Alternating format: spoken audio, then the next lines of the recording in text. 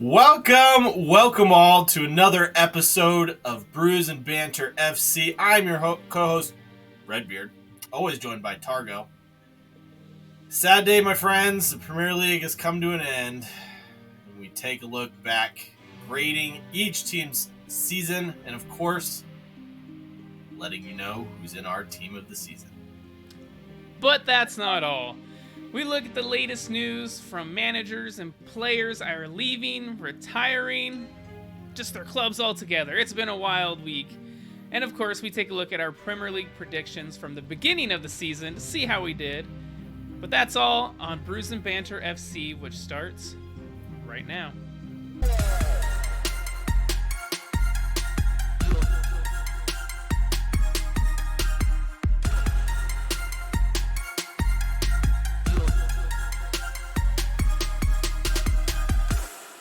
What up, my dude? How you doing? Doing fantastic. How are you? I'm doing okay. I'm still a little depressed from this end of the season, but yeah, it's okay. Had some hope, but very little. Beauty of football, there's always next season. There is. Well, what are you washing down your sorrows with here?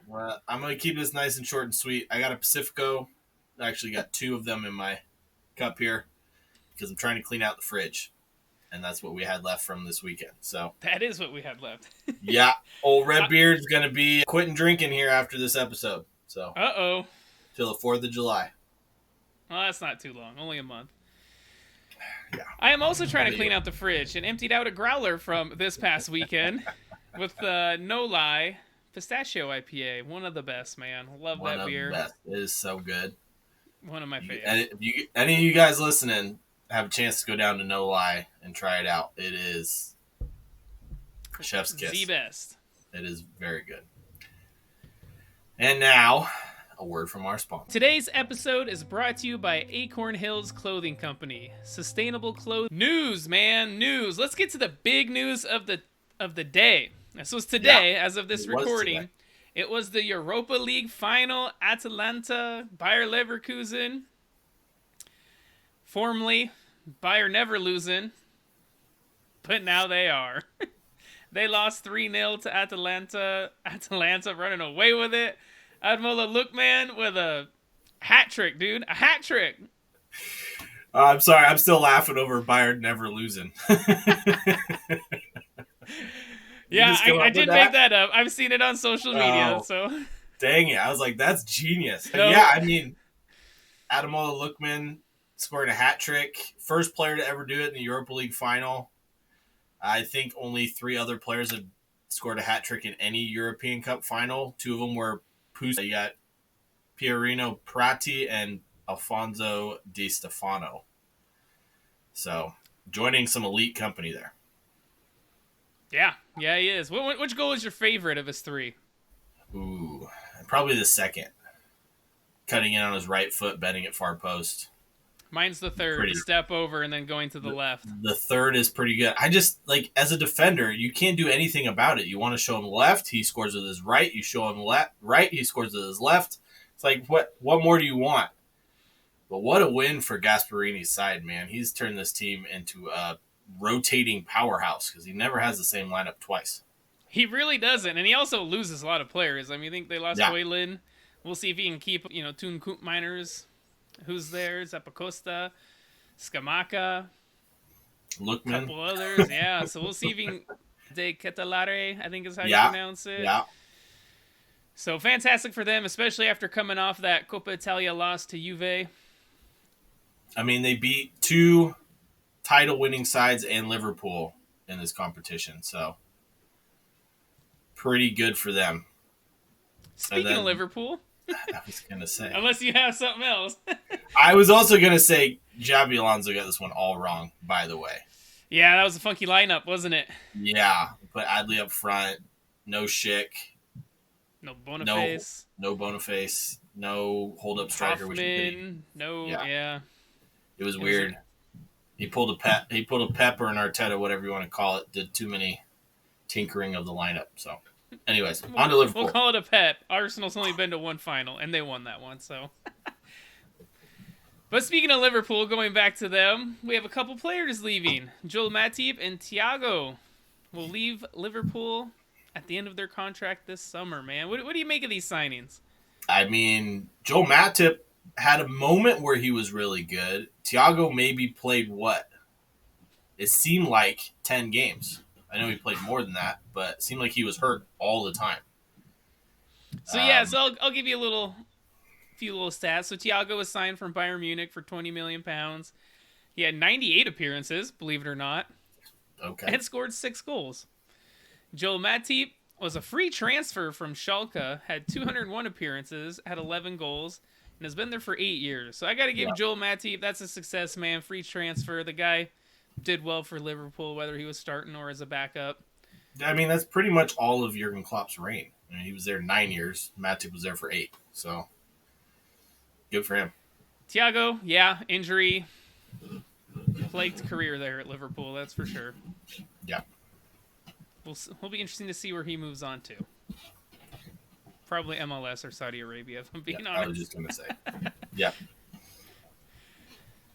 Or should he retire? Like this next player we're going to talk about. The legendary German Madridista midfielder, Toni Kroos, has announced that he will be retiring at the end of the season, after the Euros. So not quite the end of the season, after the Euros. But that means this Champions League final coming up against Dortmund will be his last game for Real Madrid. Yeah. I mean, the man's won every trophy under the sun and multiple times. The only one he hasn't won is Ballon d'Or. I know I heard Ancelotti said earlier this week that if he wins the Euros and the Champions League final, why not? So, I've seen it happen before. Why not Toni Kroos? How would you rate his career, man? Because this has been amazing. One of the best. Yeah. One of the best. If not the best. I mean, did you rank him higher than Pirlo? I think I would. I think it's not even close. I would rate him higher than Pirlo. If you just look at sheer trophies, miles. But yeah, one of the greatest of all time.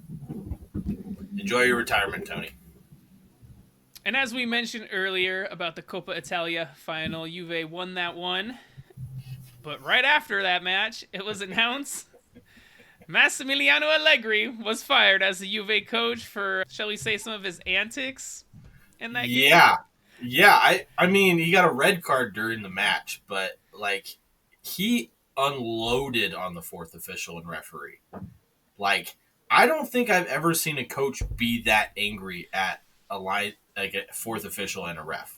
Bro, you know when you fight and you take your shirt off and you're getting ready to fight? He was literally doing that. Taking off the tie, throwing it, unbuttoning the buttons on his shirt. And he was ready to throw down. That's for sure.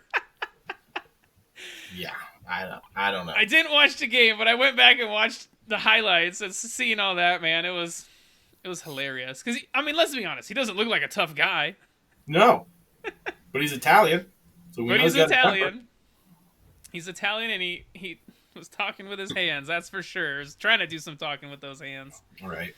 Hilarious, though. But now, Juve, also in the market for a new manager. Yeah, reportedly, they've agreed to terms with Thiago Motta of Bologna. Did fantastic for Bologna this season, man. Yes. Apparently, they've been in talks with him for like 6 months, which makes no sense to me, so...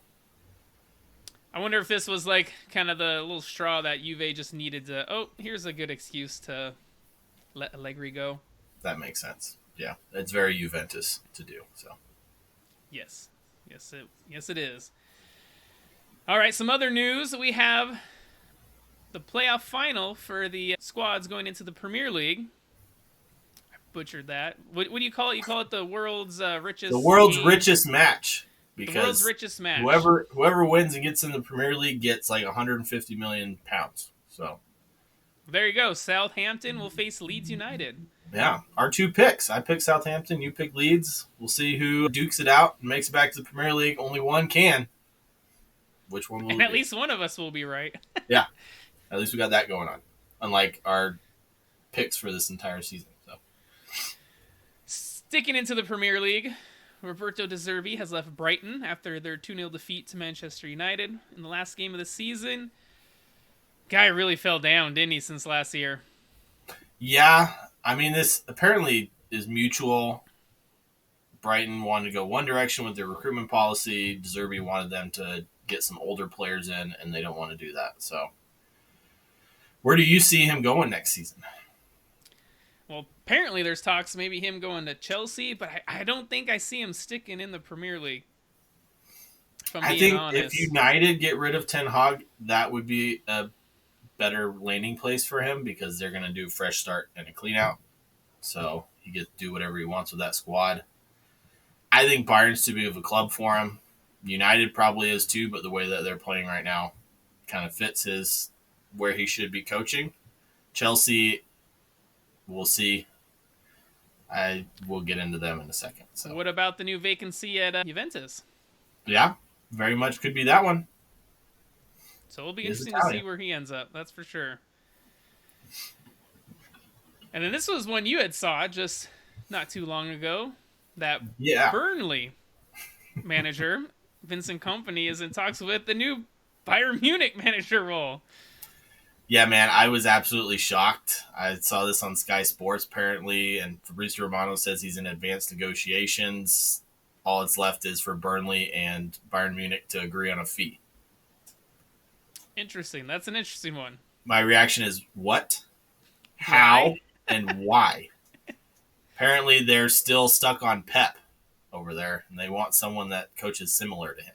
So, Oh, maybe Company with a little better quality players, he can do something. I don't know. maybe We'll see if that happens. And probably the big one that was maybe surprising, but not surprising since there had been a few little rumors. But Mauricio Pochettino and Chelsea splitting ways. I don't understand this one at all, man. I was absolutely shocked. Especially, I mean, if they had stayed in the 9th, 10th, 11th range to finish the season, I'd be like, okay, yeah, totally. But it's been there 1 year. He got him back into Europe. I don't understand where that's coming Went from. from 12 to 6. They finally started playing good football. They did fantastic at the end there, last Yeah. 6-7 games. And then they get Minus rid of the it. Arsenal. I mean, they played well. Yeah. I mean, this next manager coming in will be their 5th manager in 2 years. So I don't know what Todd Bowley's doing. I mean, who replaces him as manager? Who would want to come into that? Todd Bowley is just going to spend all he wants on youngsters, turning into the new Brighton essentially, with more money. Except on 9-year contracts, and they have no one to sell them to because Chelsea's just buying all the Brighton players. Yeah, I don't. This one doesn't make sense to me either, especially with the way he performed. But it kind of does make sense when you listen to some of the comments that were made in some press conferences. So I think he was not happy with the way the club was being run, Pochettino, that is. Mm-hmm. So I'm guessing he saw that and just said, nope, I don't want no part of this. It's shocking to me. It'll be interesting to see who comes in next and what they can do. Because I mean, honestly, they were moving forward, and now if you bring in a new manager, it's new ideas, new play style. I mean, clearly a bunch of the players were very upset with their Instagram and social media posts. And it has to be kind of a big name coach, you think, to come in to be able to tell a Raheem Sterling, who's won a lot of trophies, who has to be able to tell an Enzo Fernandez, who won a World Cup, what to do. Which is why I don't know if a De Zerbi makes a lot of sense, you know, or the Ipswich manager, McKenna. Yeah. I don't think that would make a lot of sense. They're not going to bring Tuchel back. They're not bringing Tuchel back. I mean, Nagelsmann, but I mean, he's at the Euros with Germany, so... Yeah. You want someone that's going to have the whole summer to revamp the squad or put in their style of coaching, whatever. Maybe an Allegri? It could be. That's a good shout. Do you bring back Mourinho or Conte? No. I don't know. Don't bring back Tuchel either.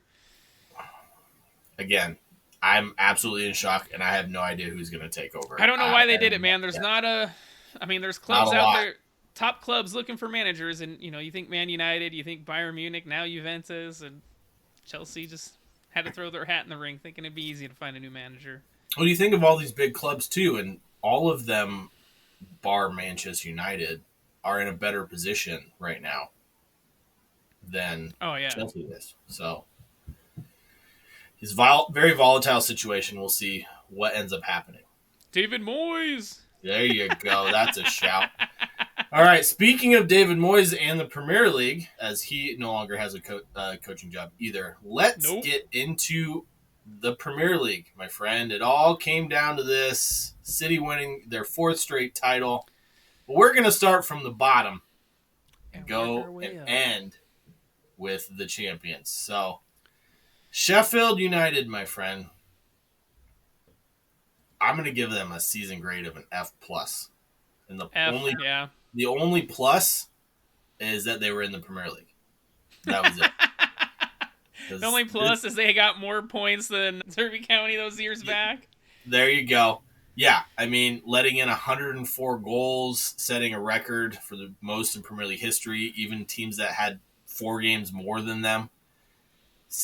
Minus 69 goal differential, only 16 points. And to find a player of the season in this squad, man, it was so hard. It was so hard. Started with Barrington Diaz, who came in January. I ended up with Gustavo Amer, or Hammer, whatever you want to call him, because he was consistent at least all season. He's probably their only consistent player. I mean, throw anyone's name into the ring, and you probably have another good argument. But so I guess my question to you, was this Sheffield team, I know they got more points than that Derby County team, but Derby County didn't let in as many goals. So which one was worse? Is it worse to get more goals scored on or worse to get less points? I mean, you get relegated either way. Yeah, last place and relegated either way with games to spare. You got to think, though, the Sheffield United team had one fight on the pitch. Between their own players. Multiple in training. Like, this is a squad that didn't have any harmony, played awfully, had the worst defense in Premier League history, one of the worst attacks in Premier League history. They only scored 35 goals, and I think most of that was from the turn of the year. So I would say, yeah, arguably. I would probably lean more towards yes than no for that, the answer to that. Goals for them for the summer, I mean, revamp their defense, clearly. And build a side that's going to get promoted again. But there's a lot of competition to get promoted right now. Yeah, at least they were record breakers. That's all I can say. At something, even if it's being terrible. Yeah. Well, the second most terrible team in the Premier League, Burnley, whose coach is somehow linked with Bayern Munich. I don't get that one. I got to give him an F as well. Yeah. Relegated. I mean, we kind of thought they set a record in the championship, getting the most amount of points. We thought they would do all right in the Premier League.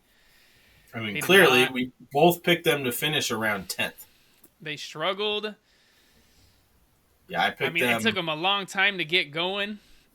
I picked them 11th. You picked them 15th. So, and at times they were bottom of the table this season. Yes, they were.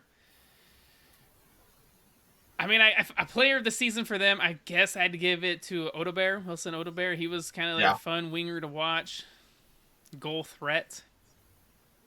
But I mean, I don't really know what to look back on, man. They just were unable to change their style of play and would not adapt and got punished for it. 100%. Yeah, and I mean, I was going to ask this company stay as a coach, but it looks like he's not. Craig Bellamy is apparently going as his assistant to Bayern Munich, which also makes no sense to me. So, Kit, my question is then, can they get a coach in that can repeat what they did in 22-23 in the championship? Probably not, no. I mean, that was a record pace they set in the championship that season. Yeah, Centurions. I think it was like 103 points or something like that. Something crazy. So, I mean, their goals for the summer, I know what really screwed them last time they were in the championship when they came to the Premier League is they had a lot of loan signings and all those loans left. So they lost a lot of those groups of players when they came into the Prem. So hopefully they learn from that and try to get not as many loan signings where it decimates your team. And hopefully they can move forward. All right, on to Luton. Luton were relegated. I picked them to stay up just barely. They didn't make it.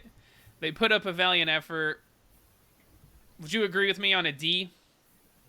Yeah, I because have we're a talking about how they finished the season, where they're at in the table. As far as like excitement levels, man, I could give them an A for that. Kenilworth Road was a fantastic venue, but that's not what defines the season. So yeah, D plus somewhere in there. Yeah, I have a hard time failing them just because they put up a big fight against some of the best teams, held Man City and Arsenal to the dying minutes, drew Liverpool. Yeah, we're essentially beating Liverpool to the dying minutes. They did have some stinkers, but I also feel like they made some good signings, brought in good players in Sambi Lakonga, Andros Townsend, and for me, their player of the season, Ross Barkley. We'll see if they can keep him. I know Aston Villa seems like are in talks for Yeah, he's Barkley. out of contract come this summer, so we'll see if he. I mean, if Villa sign him, that's a fantastic signing for them. But I would love to see him stay at Luton. But with some of those players leaving, do you think they can make a run and actually make it back into the Premier League?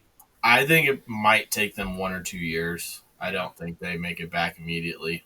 How about you? What do you think? And do you think we'll ever see Kenilworth Road back in the Premier League?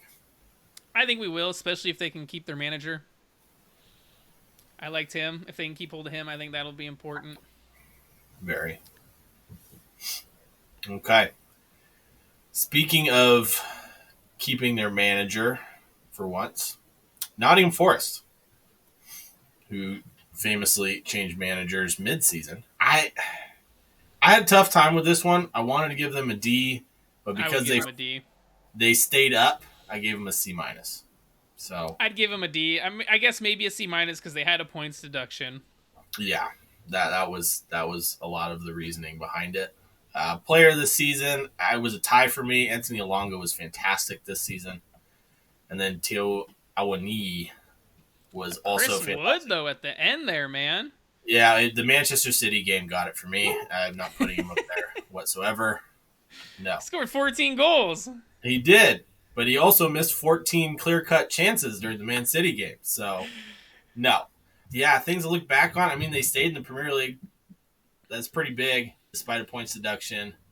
At times, they played really fun to watch football, especially towards the beginning of the season.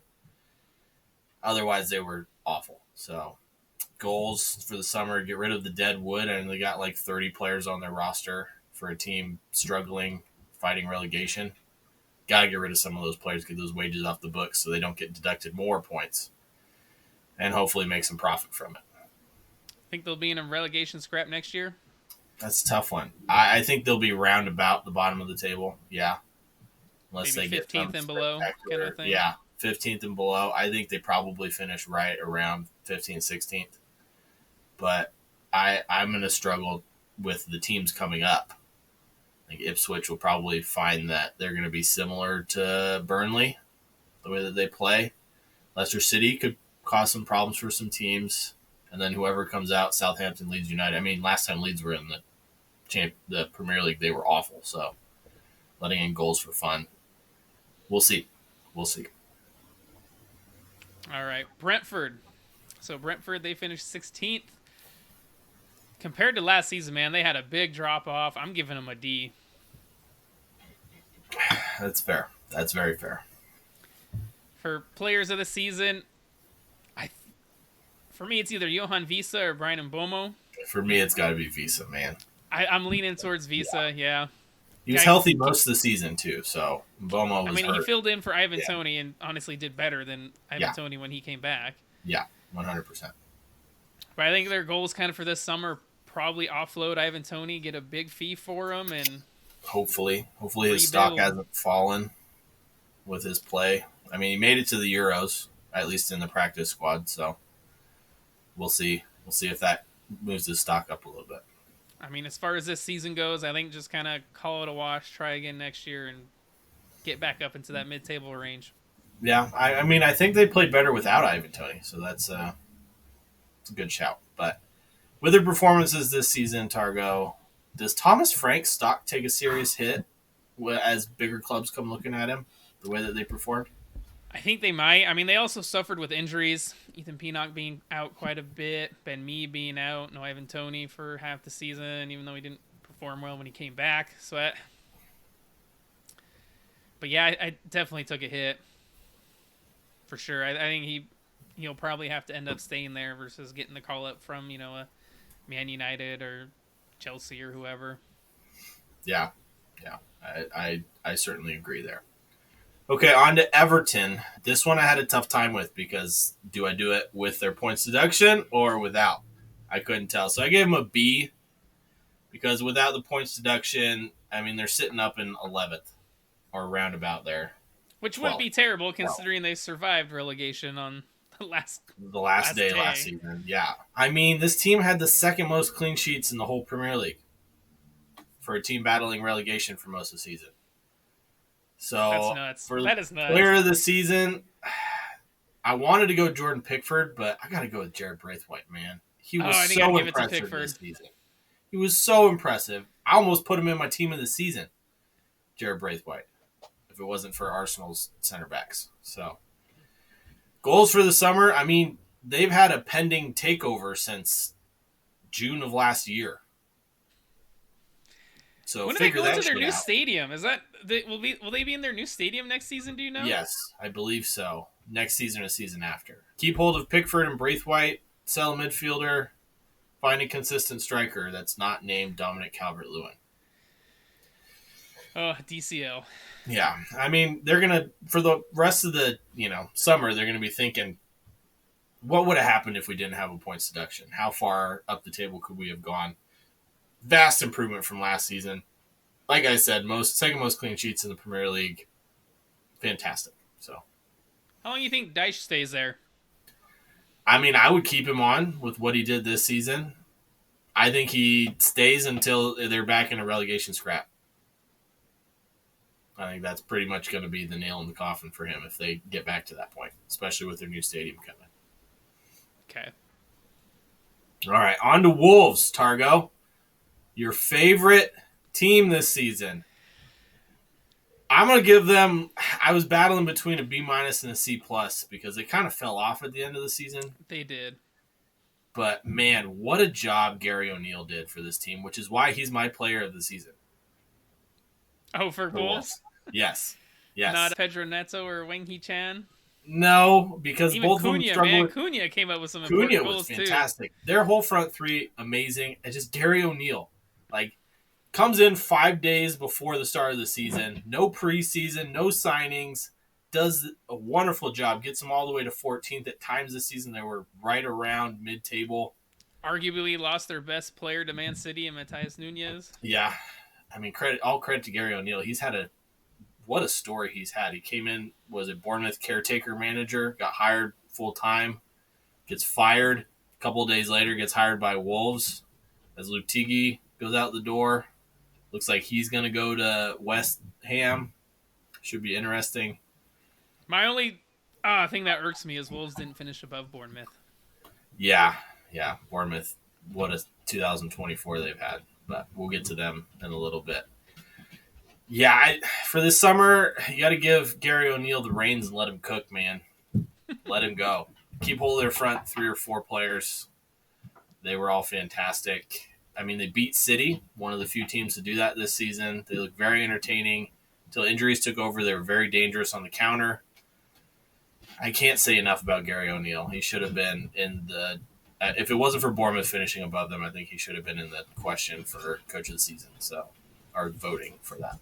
So, which brings me to a question: how long do you think they can keep hold of Gary O'Neill Wolves until a bigger club? Better club? Yeah, until a bigger club comes a knock in. I don't think there's a club above them in the table that would probably go after him. So, I would say at least 2 or 3 years is what I'm going to say.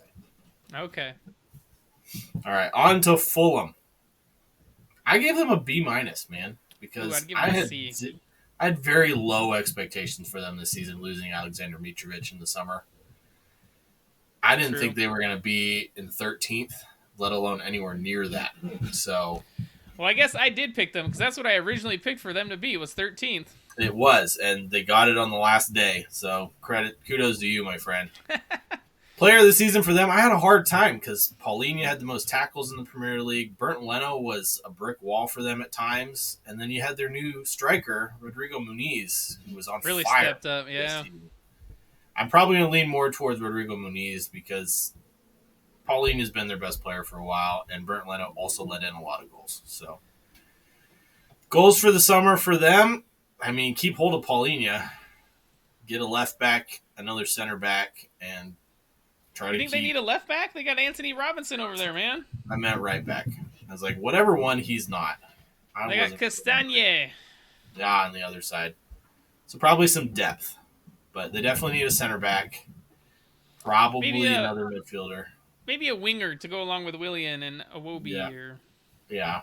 Williams on the wrong side of 35 now. So I hate to interrupt you, but I just thought of a player that left Fulham last season, that killed it last season, and I completely forgot about it. Do you remember Manor Solomon? Yes. Plays for Signed for Chelsea. Or Spurs, yes. Signed for Spurs. What happened to him? Did he play at all? Or was he hurt? What? I don't know. When we get to Spurs, I can look that up, but I don't know. He non-existent. I forgot all about him, man. He was on fire last season for Fulham. So, okay. Bournemouth. I give him an A. You know why? I think I give him a B. You know why I gave him an A? Because we both picked them to get relegated. We did. Yeah. So they got no confidence in Iraola, and man, he came through and got them humming after a few games. He got them humming in 2024. Player of the season, that's easy. Dominic Solanke. His best season of his career. I mean, you got to build upon this season with Iraola. Keep hold of Solanke. That's going to be a tough ask. That's what I was going to ask you. Does he stay or does he go? I'll answer that in a second. I think they need a center back and a center mid to kind of build upon that. They got some exciting wingers. I mean, career year for Solanke. Promising youngsters, like I said. Does he stay? I don't think so. I think a team above them will probably go. Try to get him, whether that's, like a West Ham. I was just thinking, I think West Ham would look to get him. Yeah. I've heard United are looking at him. I've heard Newcastle are looking at him if Isak goes. Chelsea looking at him as well. Spurs. So I think most of those teams should look another direction because it's one season and he fits really well into that system. But, I mean, kudos to him. That's what I'd be worried about. I hope he stays. One-season wonder type thing. I hope he stays. All right, well, let's move to Brighton. We kind of talked about them a little bit earlier when we spoke about Roberto De Zerbi. But for me, man, I'm giving them a D. I think you're being nice. You think I'm being nice, huh? Yeah, I mean, yes, they did lose their two best players, okay? But they also got paid like $200 million for, $135 million for those two players. They signed a bunch of really promising talent, but they were in Europe last season, and they finished bottom half of the table this season. They were in Europe. They finished bottom half of this table. I will say they had some injuries. For me, one of my favorite players for Brighton, Caro Matoma, was out for a majority of the season. Quite a while, yeah. Lewis Dunk was out for a while. Ferguson, didn't do much. Solly March out most of the season. Yeah, so they lost some of their better players to injury. Estupinian had a huge downfall this season. Yeah. So that's why it was hard for me to pick a player of the season for them because they had so many players coming in and out, so many injuries. For me, it's between, I think, Simon Adingra and João Pedro. Yeah, I mean, Adingra is very exciting. He's lightning fast. João Pedro, I think, was their top scorer this season. I mean, if you go with the times, probably João Pedro, although he was very inconsistent all season. He was. He went on streaks. Mm-hmm. The goals for them this summer, obviously find a new manager, keep that wonderful recruiting going, sell a couple, maybe make a big profit. We'll see. Things to look back on, just try to rebuild, take this as a learning experience, and move on for next season. Because, this was a disappointment compared to last season, finishing 11th. Whereas last season, what'd they finish? They finished 6th. Yeah. So... Well, then I have a question for you since we know they're looking for a manager and we know Tony Bloom has the best recruitment around for youngsters. Does. Who will they get to replace De Zerbi? And on the other side of the coin, well, I guess we already discussed it. Where does De Zerbi end up? So just answer the beginning of that question. That's tough, man. Because, I mean, Brighton, they find all these players and coaches from small places that you don't think to look. Yeah. So it's probably a manager we've never heard of, or if we have it, not very well known. And that would be my guess. It's not going to be a big name. No, and you want a manager that's, known for harnessing young talent and getting them to the next level, because that's all he's going to get. But also not a big name because, again, it's Brighton and probably won't want to pay for that. Yeah. What about Graham Potter coming back? I don't hate it, if I'm being honest with you. Well, he's got no job. Hasn't been linked to anybody. I think enough of the players that he coached have kind of moved on. There's still probably a couple there, but... Mm-hmm. He did very well in that system, so... Yeah, he did. But let's move on to Crystal Palace. So for me, they have 2 grades. Pre-Glasner, a D. Post-Glasner, an A. I love it. Let's do it. Because it took him a couple games, but once he got that Crystal Palace team going, man, they were humming. There's a reason Bayern Munich wanted him. Yeah, I think in terms of form for the end of the season, I think they were 3rd since like March in terms of most points gained. Which is nuts. They had more points after Roy Hodgson left than they did before he left. And it was only like 18 games that Glasner was in charge. It's amazing what happens when you let Aprichieze and Michael Olise cook, man. Yeah. And what about Mateta, too? I mean, he tucks his shirt and he looks like R9. Man reborn. The tucked-in shirt, he does.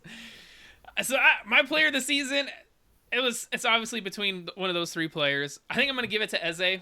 Olise was out injured quite a bit. Mateta really didn't start firing until the second half of the season. Eze was the constant the whole season. Yeah, yes, I agree. And congrats to him getting a call up for the Euros. The only one of those 3. So, but the big question is, can they keep hold of them? That's going to be their main issue. Yeah, I mean that is my question to you. If they miraculously keep them, and don't forget about Wharton too in center midfield, which might have been my January signing of the season with how good he was. How high is the ceiling under Oliver Glasner? If they can keep those players, Europa League football. That's not a bad shout. I think Conference League probably for me, but just because they all have a history of getting hurt. And you got to remember Mark Gahey as well. Promising youngster has been linked to just about everybody. So I don't think they keep hold of them all, though, if I'm being honest. All of them, no. I think Wharton stays. I think Gahey probably goes. And if you can keep hold of Eze or Olise, one of the 2, and Mateta, I think they'll be golden.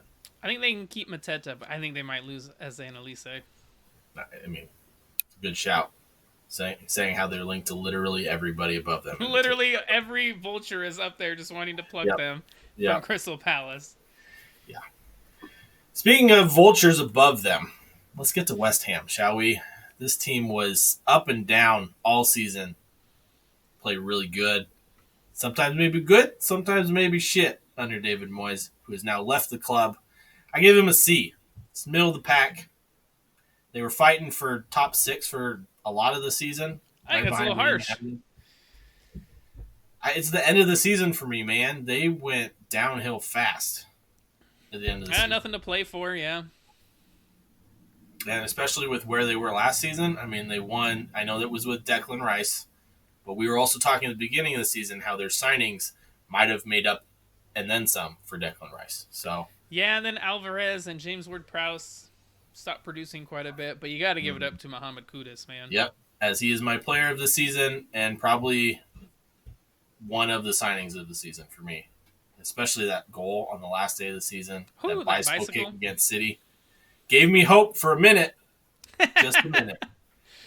Goals for the summer. Keep hold of Kudus. Bowen. Paqueta, who's linked with City again. Paqueta's going to be the difficult one to keep. And then find a manager who can get the most out of this squad because they have a fantastic squad. I think Luke Tiggy could do that. Yeah. I think he could too. It's just, can he keep hold of these players? I think that's I'm surprised they got those players in the first place, if I'm being honest with you. Yeah. Yeah, I think Paqueta will probably leave and go to City as long as his betting allegations get squashed. As long as Luke Teggy can get him in the top 7, I think that's a great season for them. I mean, looking back on David Moyes' final season, it was an interesting one from fighting from top 6, fizzling out at the end, getting 9th. At least they could have spoiled City's parade, giving Moyes' old pal the title, but they couldn't even do that. So I'm a little sour grape still. They get a C. Okay. Well, we'll see. Do you think is Liptigi for sure there? Or have they announced that? Okay, so we'll see how he does. You think he gets them above where they finish this year, or do you think they do worse? Above 9th? It's That's tough. Look at the teams above him, man. I know. That's what I was looking at. That's why I think tough. you're being harsh on David Moyes. Well, you looked at how Newcastle and Man United and Chelsea all played this season for the majority of the season. You think they could have finished at least in 7th. That's all. Yeah, speaking of the team above them, Manchester United. Or should I say Failchester United? Failchester. Really effing bad, and that's why I gave them an F for the season. From 3rd place last season to 8th. Would your grade change if they won the FA Cup? I'd give them a D. Yeah. Okay. Player of the season, got to be Kobe Mainoo. I guess Garnacho gets a shout, but... I'd give it to Garnacho. Kobe Mainoo coming on the scene, giving that midfield some life for once. Some youth. Yeah. After Christian Eriksen and Casemiro were playing in it. Right? You and I would have made that midfield look young. Yes, we would have.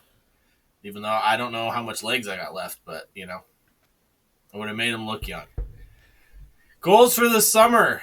Replace Ten Hag or keep Ten Hag? I don't know. Get rid of half the squad. There you go, yeah. No matter what you do with your coach, get rid of half the squad. Pochettino to Man United? It's a good shout. I would take him if I'm a Man United fan in a heartbeat. I think that's not a terrible one. He wouldn't cost you anything. Nope. Not only that. Well, it cost him 10 mil because that's what's going to cost to get rid of Ten Hag. Oh, yeah. But, I mean, give him the reins. We've seen what he did at Tottenham, a club like Man United with a couple $100 million in his pocket, and do some good things. New ownership, yeah. Yeah. Things to look back on. They got the FA Cup final this weekend against Manchester City. Ten Hag seems to think they have a chance. I don't think they do, but, stranger things have happened in FA Cup finals. Otherwise, I was right. They were shit. They were. Yeah. So what's the first step, I guess, for this new owners group then? Is it a new manager? Is it a new recruitment policy? New players? New stadium infrastructure? What's the first thing you would tackle? The very first thing I would tackle is the players. Get all the deadwood out. All the toxic players that have made this team topsy-turvy, crap, and sometimes good, or been injury-prone the last couple of seasons that are on big wages, get them out. Because it's going to free up a lot of money. Then you get new players in, new recruitment because it's been awful. And then tackle the new infrastructure as in a new stadium or repair it. Either way, it's going to cost. It's probably cheaper to get a new stadium at this point with how Old Trafford is looking. And that's where I would go. New manager is probably the least of your worries at this point because no matter what, whoever comes in with all those deadwood players, you probably get 15 of them out, hopefully. Okay. So, all right. On to Newcastle. Another team that disappointed this season. I was a little nicer to them as I gave them a C- because I picked them, I think, to finish 6th. I think I picked them somewhere in that range as well, but I think I would give them a D. So for me, the reason I gave them a C- and not a D is injuries. They did have a lot of injuries, yeah. A lot of injuries all season. Player of the season, either Alexander Isak or Anthony Gordon. Man, both of them were on fire this season. Bruno G. I love watching Anthony Gordon, by the way. He really stepped up, yeah.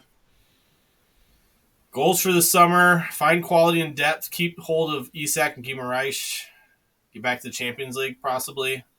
Maybe find an upgrade on Nick Pope because he ain't getting any younger. Things to look back on.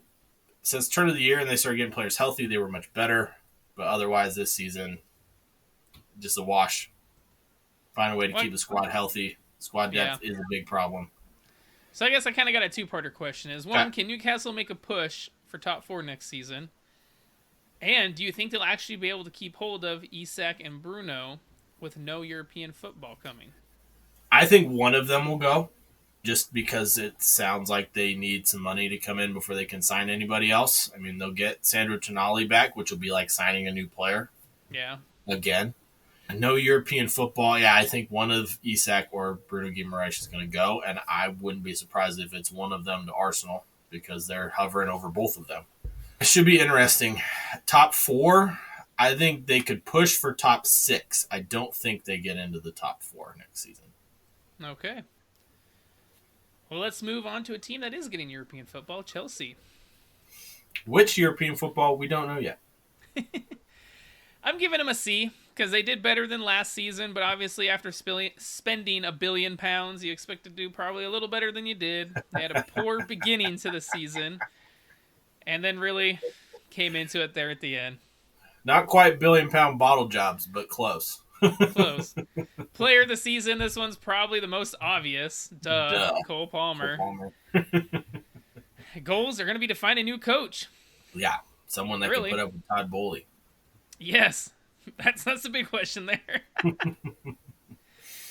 But yeah, I mean, things to kind of build on, look back on, is obviously the second half of the season where they did really well, scored goals, got some wins finally. Were a little bit more consistent. Yeah. I mean, fantastic second half of the season as well. I know you probably wanted to say that before I interrupted you. But as for my question, my friend, with Pochettino and Silva leaving, pretty much they're two big leadership players in the locker room. Can another manager come in and get the same results with the young squad? Or is Bowley the cancer that will never go away? It depends on the manager, but looking at the managers that are available, I don't think they will, no. So you're saying Todd Bowley is the cancer that will never go away? Yeah, I am. Okay. Moving on to Spurs. I'm giving them a B, man. Beginning of the season, losing Harry Kane, new coach, didn't have much hope for them. They actually performed very well. Came out the gates flying. Yeah, I think I picked them 10th. You picked them 8th. So, yeah, I think that's probably they finished fair. Above where we expected. Player of the season, this one's a bit tougher. I mean, you can go Son, obviously. Scored some goals. Mickey Van de Ven, Vicario. For me, I'm going Vicario. I thought he was fantastic. I probably would have gone Mickey Van der Ven. Man, okay. that guy just completely transformed their entire defense. And because of the way Romero plays, that man had to play defense for 2 people. You're not wrong. Most of the time, because Romero got so many red cards. Mm-hmm. But the goals next summer, obviously try to get some just better quality in there. I think Ange, he knows what he wants, and if he can get what he wants, he can make that team hum. And yeah, maybe a striker, a winger. Yeah. But yeah, somewhere in the front 3, I think so. Speaking of Big Ange, my friend, will Spurs as a whole, from top to bottom, ever have the same standards as Postecoglou as a serial apparently winner? not. Or will he leave before that ever happens? Oh, he'll probably leave before that ever happens. Don't get me wrong. Okay, the guy's been a fantastic coach. I think Bayern Munich should go for Big Ange. I was gonna say I think Spurs don't deserve him. That's how highly I rate him after watching his press conferences at the end of the season. Yeah. Do they win a trophy with Big Ange? How about that? Which I think is probably what most Tottenham fans would like to see most. Probably not, man. I mean, maybe a Carabao Cup in there or something, but that's really all I see in their future. I mean, I've heard a lot of people say, as far as like spending money, like that Daniel Levy doesn't spend money. I mean, they've spent the 3rd most amount of money in the Premier League in the last 5-10 years. So it's like they don't spend money. Okay. The dark horse of the season that your boy picked to finish 4th, Aston Villa, Unai Emery's squad finishing 4th. I gave him an A+, man. Has to be A+. Yeah. Player of the season, Ollie Watkins. Ollie Watkins. I mean, he was fantastic all season. led the league in assists, up in the top 5 for goals. For this summer, it has strengthened their bench, man. As soon as they started getting injuries, they were struggling. Upgrade some key areas, keep hold of their stars, especially, Douglas Luiz, Ollie Watkins, Leon Bailey. All were fantastic. I mean, it's their first Champions League qualification ever. I mean, they won the old European competition, European Cup, not Champions League, though. Most points in their history, most wins, most goals ever in an EPL season for Aston Villa. It's fantastic. Love to see it. Think they'll regress with Champions League football in the mix? It all depends on how many players they can get in, I think. If they can get 4 or 5 players in and keep the players coming back from injury healthy, like Tyrone Mings, I think they're going to be in the the league stage, which is going to be even longer this season. I think that's about it. That's all they can wish for. As long as they can keep some players healthy, unlike Newcastle, I think they could push for a top 4 spot. I don't think they qualify for the Champions League again next season, though. All right. Well, let's move on to Liverpool. I got to give them a B. Yeah. We didn't have them being in a title race for a majority of the season. We had them kind of... I had them in 5th, yeah. Yeah, especially with a brand new midfield. I thought they overperformed what they did. For me, their best player was Virgil van Dijk. Yeah. Was the only one that didn't get injured or really have a huge dip in form. Like, say, Mo Salah and Szoboszlai. Alisson got injured. Trent was injured. Goals for the summer. This might sound controversial, but it's offload Darwin Núñez. I mean, if you can get most of the money back for him, then sure. But otherwise, I think they're stuck with him. I think they need to offload him. He's had a couple seasons now. Not a bad time to look on someone else. But I mean, things to look back on. Obviously, it was an emotional season with the leaving of Jurgen Klopp. They got the 1 trophy in. Obviously, not what they wanted. But he was a legend. It was great to see him on that final match day at Anfield. Yeah. So. All right, question for you, and I'll make it so you give me a short answer. Do it. Okay, with Arne Slot coming in next season, what is your way too early prediction for Liverpool to finish next season? 6th. Okay. That's much lower than I thought you were going to say. But. Yeah, I think he might struggle. Arsenal. Yeah. Obviously, their goal was to win the title. They did not, so I can't give them an A. I'll give them a B because they pushed it to the final day. I think just a straight B is a little harsh, but I'm not doing any minuses or pluses, so. Okay. As long as you set that standard, okay. Yeah, I think that's about fair. Player of the season for me is Declan. Odegaard will have a good shout, but I know you didn't, for a lot of the season, you didn't think he was performing well. He did at the beginning. Shows you the standards you have for him. So he did at the beginning, yeah. Goals for the summer, probably get a striker and a winger and offload a couple players. Yeah, I think defensive midfielder. Partey looked suspect at the end of the season there. He's injury prone. Get somebody in there. So, is this season considered progress under Mikel Arteta? And how much longer without a trophy do you give him as manager? Progress, yes. Obviously, they did better. They got more points, got more wins, scored more goals. So, yes, it's progress. I want to see a trophy next season. A Carabao Cup, FA Cup, whatever it is, Premier League. I know they've kind of gotten the short end on the stick on some of these draws, drawing Liverpool and Man City very early on. Yeah, but they also lost twice to Villa, lost to West Ham, and lost to Fulham. So, and even in the Champions League, they had a fairly easy group to get out of.